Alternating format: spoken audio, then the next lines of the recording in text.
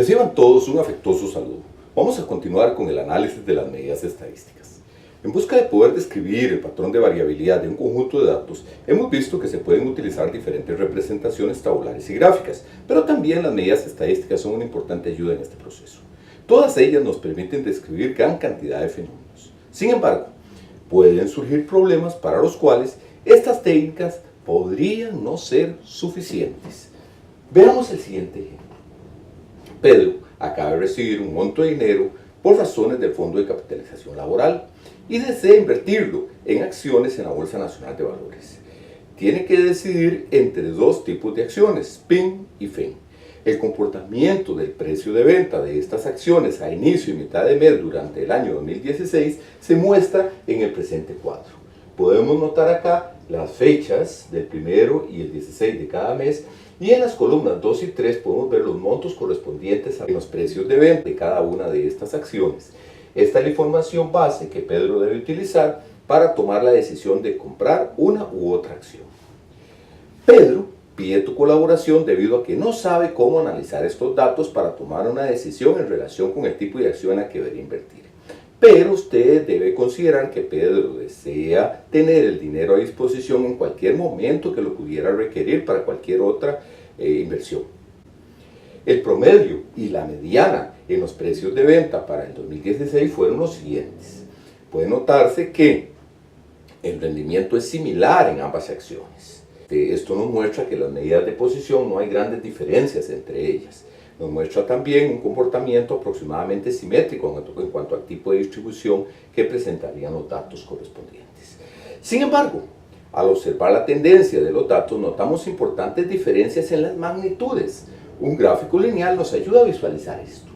Puede verse que las acciones FEN tienden a tener picos más altos o más bajos durante el periodo, cosa que no ocurre con las acciones PIN.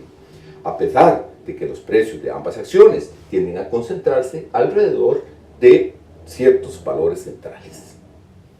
Es evidente que desde ese punto de vista las acciones FEN parecieran ser más variables. Entonces, para ayudar a Pedro a tomar la decisión, deberíamos explicarle este comportamiento de la mayor o menor variabilidad en los precios de compra de las acciones. Este es un elemento clave para poder tomar la decisión correspondiente. Una de las medidas más burdas para determinar la variabilidad en un grupo de datos es el recorrido, el cual se define como la diferencia entre el valor máximo y el valor mínimo. El recorrido, para nuestro ejemplo, vendría dado por los siguientes valores. De acuerdo con la información que estamos presentando aquí, para el año 2016, la mayor diferencia en los precios de las acciones PIN fue de $0,93 en las fechas observadas, mientras que para las acciones FEN fue de $2,83. Observen que hay una gran diferencia entre unas y otras, tal cual mirábamos en el gráfico. Decíamos arriba que el recorrido es una medida burda debido a que no es una buena estrategia para medir la variabilidad, porque depende únicamente de los valores extremos. Puede ocurrir que al menos uno de ellos esté desproporcionado con el resto de datos y tienda a sobredimensionar la variabilidad. Una alternativa para solventar el problema de los valores extremos consiste en determinar un rango eliminando un determinado porcentaje a uno u otro lado. El porcentaje de datos que se elimina en cada caso puede ser un 5, un 10, un 20 o un 25%. Esto va a depender de cada situación, de cada problema particular. Una estrategia muy utilizada consiste en eliminar el 25% en cada extremo. Se construye así una medida estadística llamada recorrido intercuartílico. Desde el punto de vista matemático, el recorrido intercuartílico es la diferencia entre el cuartil 3 con el cuartil 1. Gráficamente podemos representarlo de esta manera.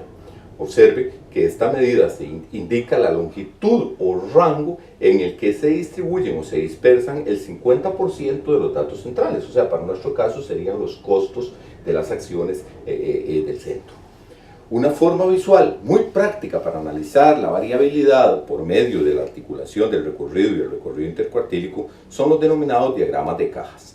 Aunque un diagrama de cajas incluye medidas estadísticas de orden mínimo, cuartiles y máximo, permite analizar visualmente el comportamiento de estos, tal cual lo podemos notar acá.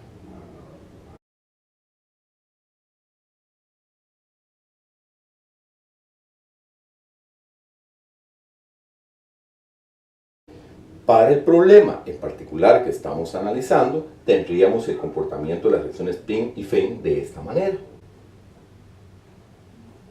Es claro que todo lo que hemos dicho previamente se ilustra en el gráfico.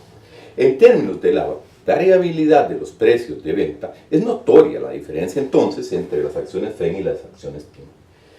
Es importante para Pedro conocer esto porque una mayor variabilidad en la venta puede generar más incertidumbre hacia el futuro, pensando en que él quiere tener el dinero disponible en cualquier momento y no le conviene tanta variabilidad.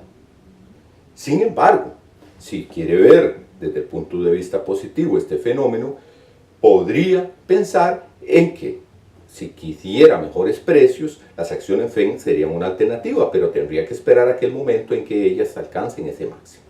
La decisión de escoger un tipo de acción u otro va a depender de Pedro y de cuáles son sus expectativas de inversión.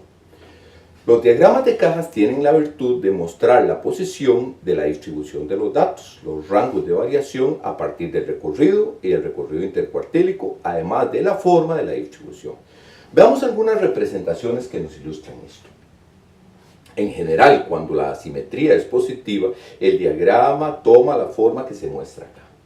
Podemos ver de que viene un comportamiento similar al que tenía la distribución de los datos. Cuando la asimetría es negativa, entonces la forma del diagrama de cajas en general es aproximadamente la que estamos mostrando aquí. En cambio, cuando la distribución es simétrica, se esperaría que el diagrama de cajas también tenga una distribución aproximadamente simétrica.